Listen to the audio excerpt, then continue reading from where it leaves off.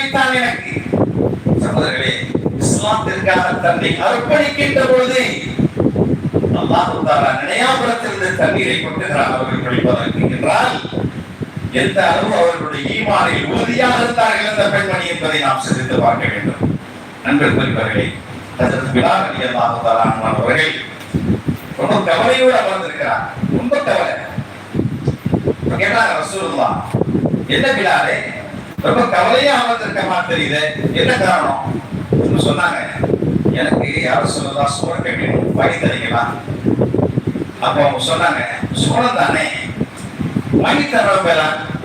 வாங்கி தர மாட்டேன்னா சொல்றவனுக்கு உலகத்திலே ஒரு மனிதர் சோளத்தை வாங்கி கொடுக்கிறார்கள் என்றால் அது பெருமானார் ஸல்லல்லாஹு அலைஹி வஸல்லம் அவர்கள் மட்டும்தான்.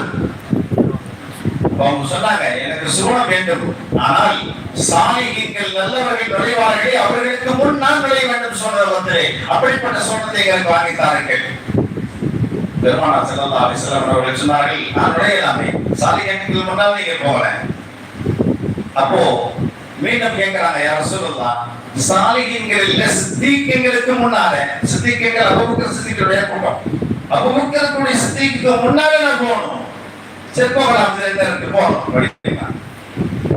யா ரசூலுல்லாஹ், இல்லை இன்னும் ஒரு படிமை, நபிமார்கள் ரசூல்மார்களுக்கு முன்னால் நான் போகணும். நான் போகலாமே, இதுல என்ன இருக்கிறது, போ. எல்லாருக்கும் முன்னாடி என்ன சொல்றதுக்கு போயிடுது. மீண்டும் கேட்கிறாங்க, யா ரசூலுல்லாஹ், உங்களுக்கு முன்னால் நான் சொல்றதுக்கு போகணும், உங்களுக்கு முன்னால ரசூலுல்லாஹ் போகணும். அப்பயே ரசூலுல்லாஹ் இல்லைன்னு சொல்லு, போகலாம், போ, எனக்கு முன்னால்தான் போகணும், போ. அப்ப சொன்னாங்க பிலால், இல்லை யா ரசூலுல்லாஹ், தங்களுக்கு முன்னால் நான் சொல்லணும் செல்வதா? இல்லை இல்லை, தங்களுக்கு பின்னால் தான் நான் செல்வேன். பெருமானார் சொன்னார்கள், இல்லை இல்லை, எனக்கு நீ முன்னால் செல்வாய். காரணம், நான் சோழம் செல்லுகிற போது என்னை குதிரையில் அமர வைத்துத்தான் நான் செல்வேன். அப்போது அந்த குதிரையின் கடிவாளத்தை பிடித்துக் கொண்டு செல்பவன் நீதான். அப்படிதான் நம்ம இப்போ வசக்கலாம் அப்படின்னு சொன்னாங்க ஸல்லல்லாஹு அலைஹி வஸல்லம் அவர்கள். ஆக பெருமானார் எதை கேட்டாலும் வாழ்க்கையில் இல்லை என்று சொன்னதில்லை. அப்படிப்பட்ட பெருமானார் ஸல்லல்லாஹு அலைஹி வஸல்லம் அவர்கள் அண்ணனுடைய மனைவிமார்கள் 11 பேர். அந்த 11 பேரை பத்தியும் வெட்டு வெட்டமா ஊருக்கா தொட்டுக்கிற மாதிரி சாப்பாட்டுல ஒரு ஊருக்கா தொட்டுட்டா எப்படி இருக்கும், அப்படி தொட்டு தொட்டு தொட்டு சீக்கிரம் சாப்பிடலாம். அதே மாதிரி ஒவ்வொரு பெண்மணியையும் பத்தி சொன்னா மணிக்கணக்கில் பேசலாம்.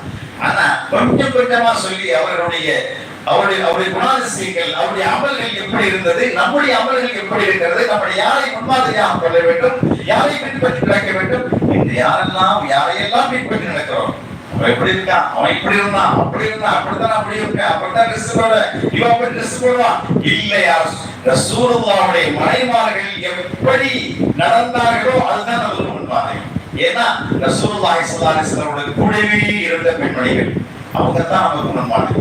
அவர்கள் யார்? உம்மஹாத்துல் முஃமினீன்களின் தாய்மார்கள் இருந்தார்கள் ஸல்லல்லாஹு அலைஹி வஸல்லம். இன்னைக்கு உலகத்துல எத்தனை மூமின்கள் இருக்கிறார்களோ அத்தனை மூமின்களுக்கும் தாய்மார்கள் தான் ஹஜ்ரத் பெருமானார் ஸல்லல்லாஹு அலைஹி வஸல்லமுடைய மனைவிமார்கள். முதலில் கதீஜா ரலியல்லாஹு அன்ஹா. அவங்களுடைய குணாதிசயங்கள் என்ன?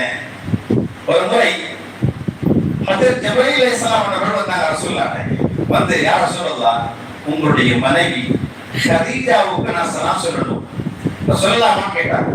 உடனே ரசூலுல்லாஹ், வாங்க நீங்க சலாம் சொல்லலாமான்னு கூப்பிடல, என் மனைவிட்ட கேட்டு வரேன்னு சொன்னாங்க.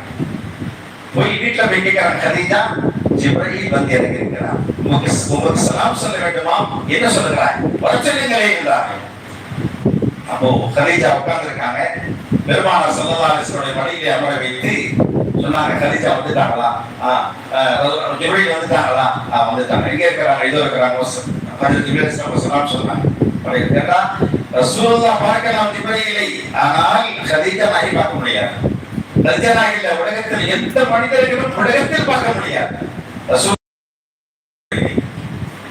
அப்போ எழுந்திருச்சு இடப்பக்கமா உட்கார்ந்தாங்க. யாரும் சொல்லுவா, இப்ப தெரியுதா? இருக்காங்க, இப்பவும் இருக்காங்க. வேற ஜிப்ரீல் அலைஹிஸ்ஸலாம் சொன்னாங்க. அடுத்து கேட்டாங்க, தன்னுடைய தலையுடைய முக்காலை எடுத்துட்டாங்க, உங்களுடைய முக்காலை எடுத்துட்டாங்க. எடுத்து கேட்கிறாங்க, கதீஜா நாயகி, இப்போது ஜிப்ரீல் அலைஹிஸ்ஸலாம் இருக்கிறாங்களா?